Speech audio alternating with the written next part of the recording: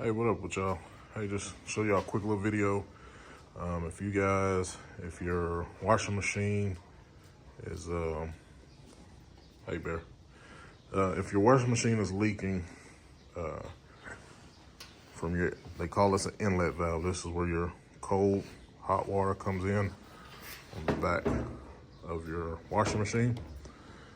You can take that part right there. Normally sits here. That sits up like that. That's a black back off plate. It's it's like 4 or 5 screws. You take that off, and then to get these out of here, I just use a little putty knife. Pop those off, get over.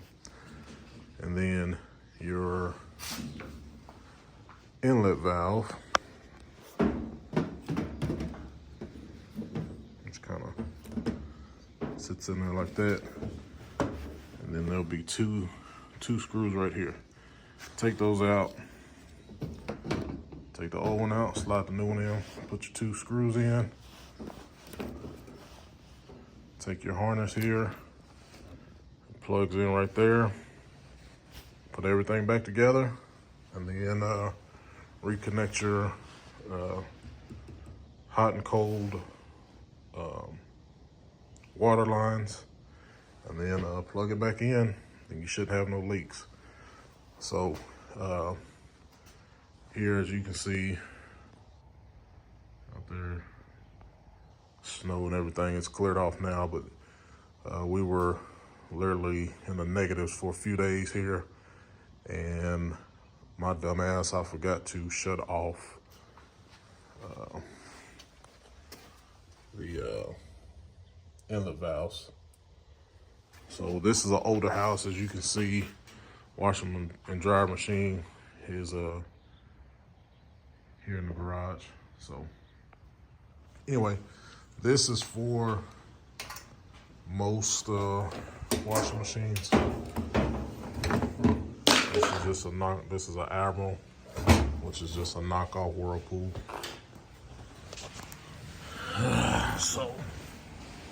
Oh, yeah, and then like I was saying, the 2 screws that's there, they are a T20, I believe. See if I can focus that for y'all. Never mind, my nails is dirty as hell. T20, yeah. T20, a couple little bitty, flathead screws. Put your little metal blocking plate on the back, and reconnect your hot and cold lines, and you should be back in business with no leaks. So hopefully this helps somebody. Y'all don't mind this. This happened years ago. Oh shit. My wife was she was trying to start some plants with a heating lamp sitting on top of it, and it fell and got too hot. And we didn't know about it till later. So anyway, that's just how to replace the inlet valve on your washer. So hopefully this helps somebody. So we'll see y'all later.